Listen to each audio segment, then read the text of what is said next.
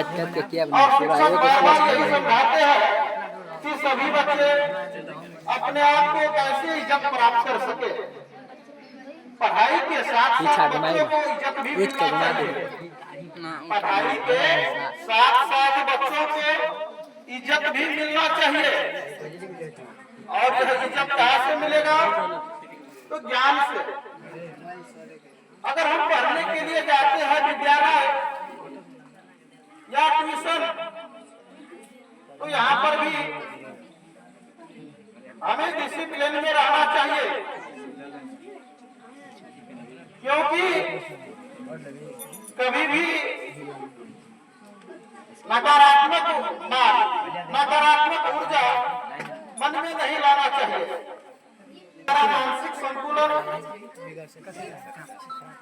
जो है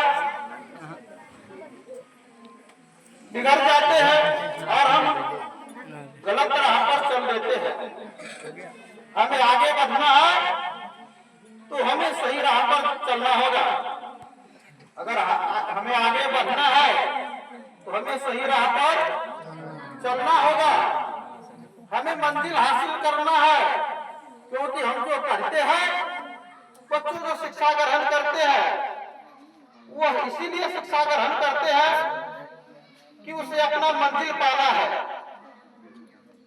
सभी बच्चों को कुछ न कुछ मंजिल होगा। पढ़ लिख करके कोई बच्चा शिक्षक, डॉक्टर, इंजीनियर, वकील यानी अनेकों तरह के पद हासिल करना चाहता है, और वह पद हमें कैसे प्राप्त होगा उसके प्रति संघर्ष करना चाहिए।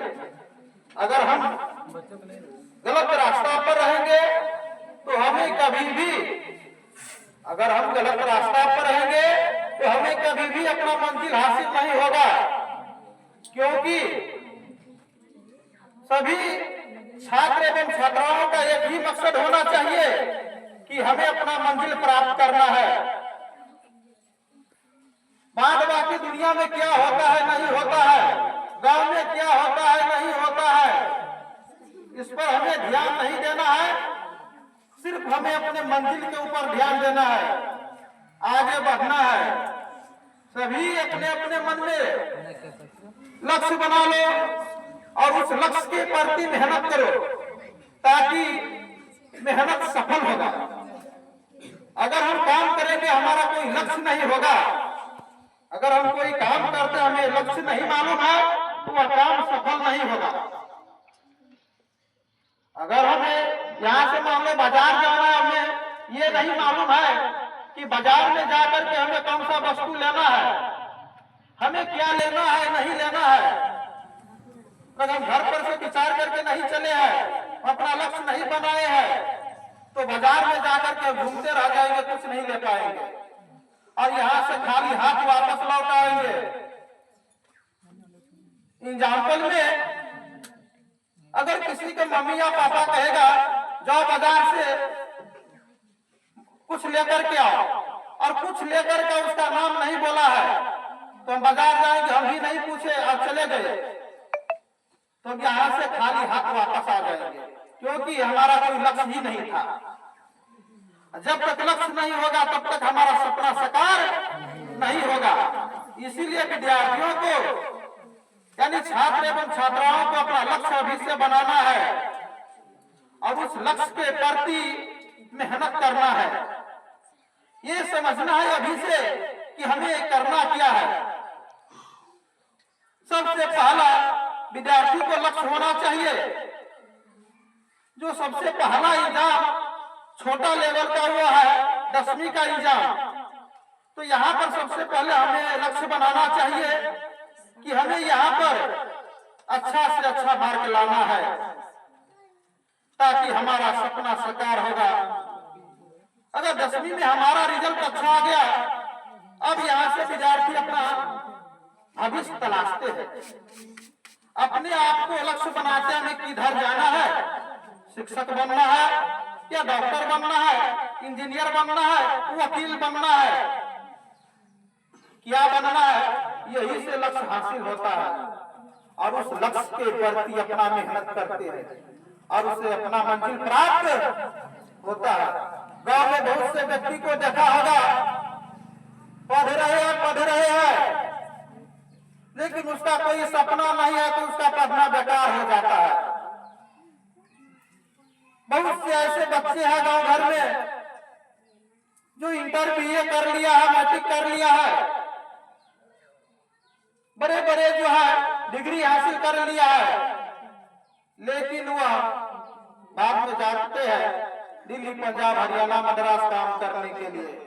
क्यों? क्योंकि उसे अपना लक्ष्य ही नहीं मालूम था हमें किधर जाना है।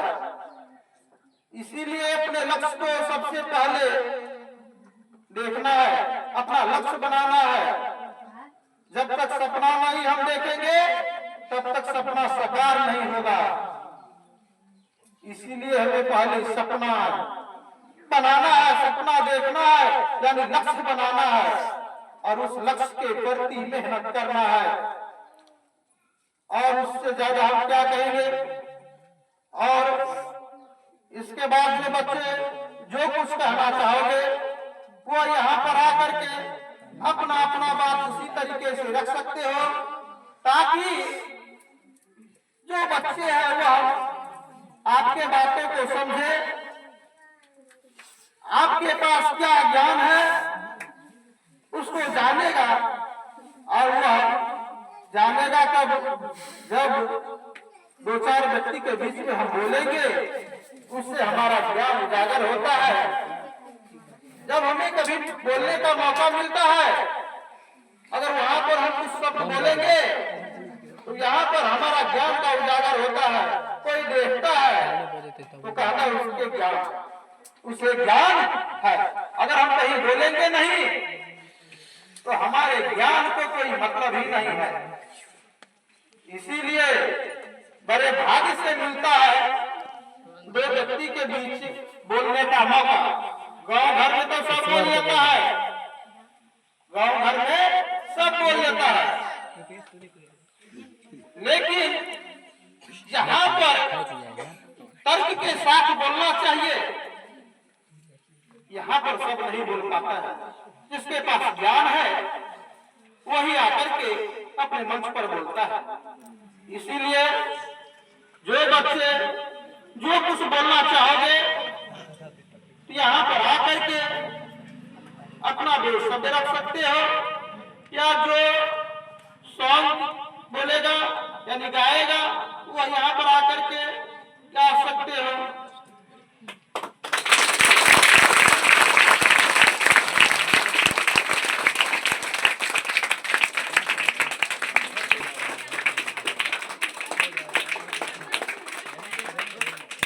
Okay.